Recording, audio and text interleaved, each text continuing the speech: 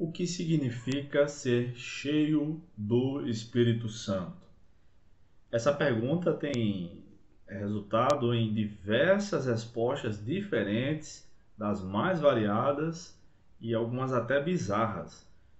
Para isso, eu quero começar lendo uma citação do pastor da Assembleia de Deus, Elienay Cabral, que diz o seguinte: é uma ideia errada imaginar que alguém que tem algum dom espiritual seja mais santo ou mais espiritual que os outros.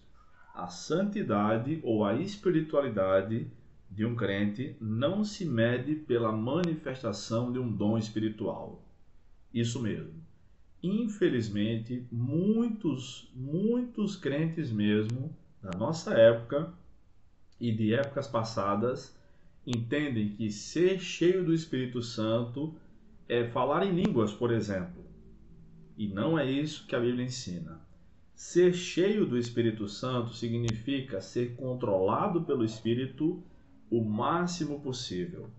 O texto de Efésios, capítulo 5, versículos 18 a 20, que aborda essa questão de maneira direta, é geralmente mal traduzida. Por exemplo, na Almeida Revista Atualizada, o texto diz, Efésios 5,18, e não vos embriagueis com vinho, no qual há dissolução, mas enchei-vos do Espírito.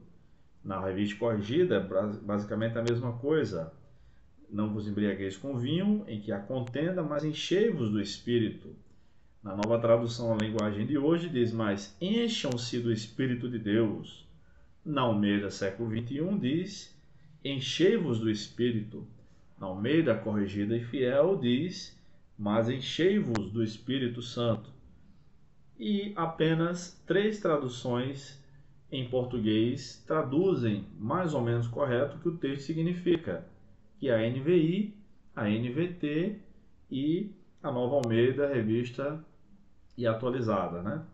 A NVI diz, não se embriaguem com vinho que leva à libertinagem, mas deixem-se encher pelo Espírito. E a NVT, a Nova Versão Transformadora, diz, não se embriaguem com vinho, pois ele os levará ao descontrole. Em vez disso, sejam cheios do Espírito. Sejam cheios ou deixem-se encher. Acontece que a palavra verbo deixar não aparece no texto grego, tá? Mas a ideia não é que a gente se enche do Espírito, é que a gente é enchido. Nós recebemos a ação do Espírito. Em grego, a expressão sede cheio, pleiruste, é apenas uma palavra e trata-se de um verbo no modo imperativo, no tempo presente, na voz passiva, ou seja, a gente sofre a ação, recebe, na segunda pessoa do plural. Ou seja, a tradução exata seria algo como sejam cheios do Espírito, que é o que a NVT traduz, tá? Enfim, o texto de Efésios 5 não diz exatamente como ser cheio do Espírito, que leva a entender que a igreja de Éfeso já tinha sido instruída quanto a isso. O texto de Efésios fala sobre as consequências de uma vida cheia do Espírito, falando salmos, hinos e cânticos espirituais, cantando e louvando ao Senhor no coração, agradecendo, ou seja, dando sempre graças a Deus por tudo e sujeitando-se uns aos outros. Essas são as 4 consequências de uma vida cheia do Espírito. Alguém que é cheio do Espírito age rotineiramente assim, tá? As aplicações de Efésios 5,18 para nós, a ordem de ser cheio do Espírito trata-se de uma ordem, então quem não a obedece está em pecado, está no plural, não é apenas para um crente, para a liderança, não é apenas para um grupo, mas para todos os crentes. Em terceiro lugar, é Deus quem nos enche, não nós que nos enchemos a nós mesmos, tá? É Ele que soberanamente nos enche e está no tempo presente. Deve ser buscado esse enchimento constantemente. A ideia é que nós sejamos enchidos pelo Espírito não somente uma vez, mas diversas e diversas vezes enquanto servimos ao Senhor aqui nessa terra. Mas como devemos buscar então esse enchimento do Espírito Santo? E a Bíblia apresenta algumas indicações nesse sentido em outras passagens.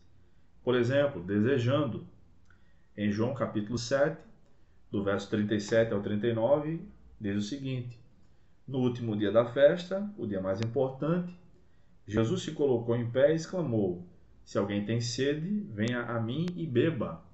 Como diz a Escritura, rios de água viva correrão do interior de quem crê em mim. Ele disse isso referindo-se ao Espírito que os que nele crescem haveriam de receber, porque o Espírito ainda não havia sido dado, pois Jesus ainda não fora glorificado. Lucas também fala sobre isso, no capítulo 11, na oração. Diz que o Pai dará o Espírito Santo àqueles que lhe o pedirem. Entendemos que isso é uma referência ao enchimento do Espírito Santo.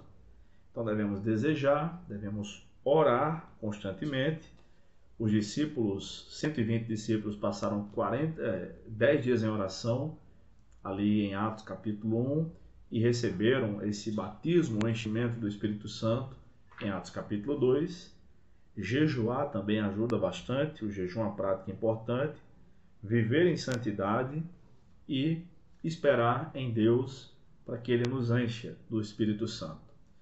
Uma questão curiosa sobre o enchimento do Espírito Santo é que toda vez que a Bíblia diz que alguém foi cheio do Espírito Santo, ou que o Espírito Santo envolveu alguém, capacitou para algo, sobretudo no Antigo Testamento, essas expressões aparecem, essas pessoas sempre fizeram algo de importante na obra de Deus. Algo de importante para Deus, para a glória de Deus. Quer saber se você é realmente cheio do Espírito? Pense, o que você está fazendo de importante para Deus? Talvez seja uma indicação interessante para começar a refletir sobre isso. Aqui nós encerramos a nossa série de estudos sobre os dons do Espírito Santo, baseado no meu livro, Os Dons Não Cessaram, um estudo bíblico, teológico, histórico acerca dos dons espirituais. Aqui no meu livro há muito mais questões, o livro tem mais de 300 páginas. Eu trouxe aqui apenas alguns trechos, tá? Alguns cortes que podem edificar a sua vida, os irmãos da sua igreja. Eu peço que você compartilhe esse vídeo. No YouTube tem uma playlist com todos os vídeos. Você bota para tocar e ouve e assiste todos os vídeos. Pode compartilhar com irmãos que tenham dúvidas sobre os dons. E entre para o nosso grupo no Telegram. Lá nós daremos descontos no livro. Ofereceremos um curso completo sobre os dons do Espírito Santo, com desconto, apenas para quem estiver no grupo no Telegram. E o link para entrar no grupo está aí na descrição do vídeo. Deus te abençoe, ore por mim e até mais, se Deus quiser.